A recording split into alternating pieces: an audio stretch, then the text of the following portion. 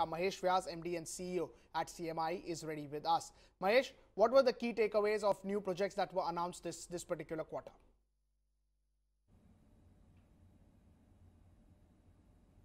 The most important thing is that there's a continuation of a fall in the number of new projects being announced for investments.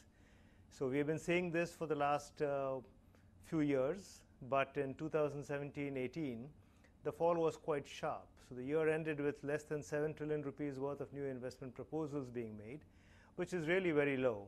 Last year we had 13 trillion rupees worth of new investment proposals. So that's the biggest takeaway, that there is a continuing fall in the new investments being proposed. Just wanted to understand, with the sort of bids that you're seeing for Binani, for some of the other steel assets, do you think that's the way most of these, capex announcement would now happen? So a broad-based capex recovery is far away because a lot of assets are available on the block for big companies who have cash?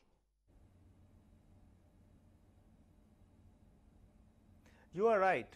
So a lot of the big industrialists are moving towards acquiring the assets which are available on the block. So it doesn't make sense for them to set up greenfield projects. So if they even have those projects, they'd rather postpone implementing those projects till they can figure out what the scene looks like as these stressed assets get taken over. So in a sense, this reform of NCLT driven, of IBC driven assets being restructured is holding back new investment proposals. Hi Mahesh, this is Nayantara joining you from the New Delhi studio. So that's a very valid point that you're making, that till maybe we see the bad debt being resolved, or at least those initial dirty dozen cases, etc., maybe we will not see new activity. But tell me, while that also happens, obviously we're seeing an impact on credit offtake. So it's all related. It's a chicken and egg situation, right?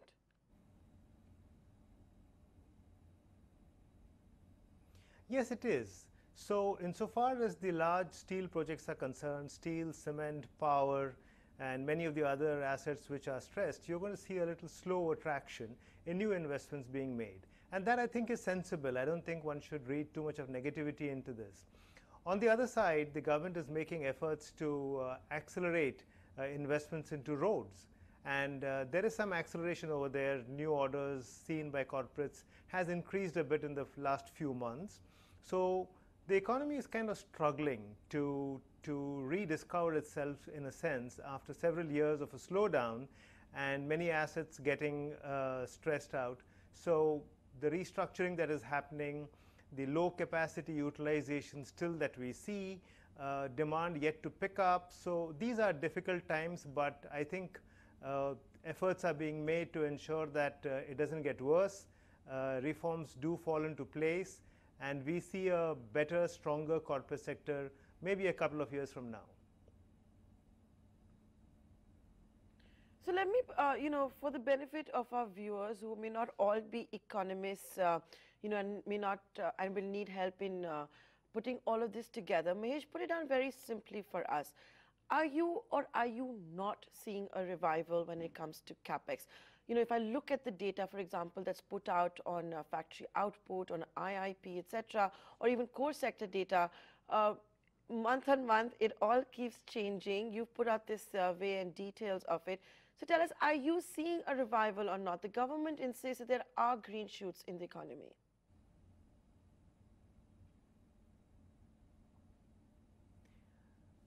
Well, you can pick the data that suits your predilections. So if you're inclined to prove that the economy is improving and there are green shoots, you can keep on saying that there are green shoots. I think we've been saying, or some people have been saying, that there are green shoots for the past maybe 6 years. What happens is that every point in time there will be some green shoots, but the larger landscape tells us that investments are still very, very low. So the proportion of investments to the overall GDP is very, very low, and that's not good for growth in simple terms. In simple terms, the green shoots that we see, which is a pickup in the IIP or a few other indicators, are actually too selective. So if you look at the pickup in the index of industrial production, they are mostly to do with a growth in the automobile sector. So we know that automobiles have been chugging quite independent of the rest of the economy. Now, as automobiles grow, petroleum products keep on growing with it. These two account for nearly 2/3 of the growth we see in the index of industrial production. The rest of them ain't doing very well.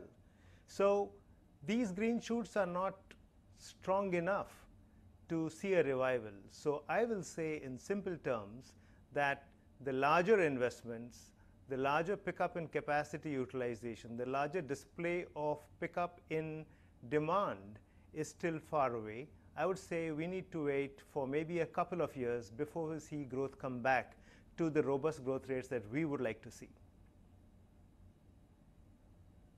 What is that robust growth figure that you would like to see if you believe the government is cherry picking data, and so are maybe agencies to talk about the growth, etc.? Maybe you would feel a similar practice is being followed in GDP calculation. I'm just asking you that question. And if you really do believe that there are no green shoots in the economy, that means the data that's being put out in employment, would you then say that that's also not painting the same, is of a different finding as what you guys at CMIE believe?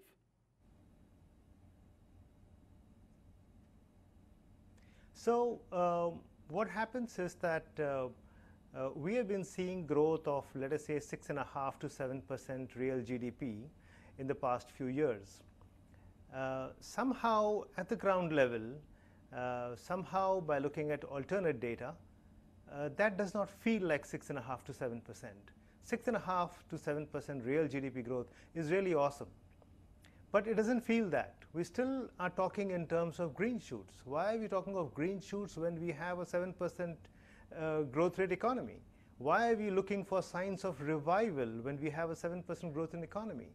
So I say a revival will be recognized, will be understood when we feel that growth, when we feel employment growing, when we see agitations go away, when we see corporates aggressively saying that they are setting up new plants. So look at the most recent Reserve Bank of India survey on employment, and they're saying that people are saying that the employment levels are much worse than the way they saw it a year ago. So alternate data are not telling us that the economy is feeling as good as the GDP numbers tell us. So I will say that we will say that revival has happened when we feel 7% growth, not just what the CSO tells us at 7% growth. Mahesh Vyas, always a pleasure chatting with you. Thank you so much for joining us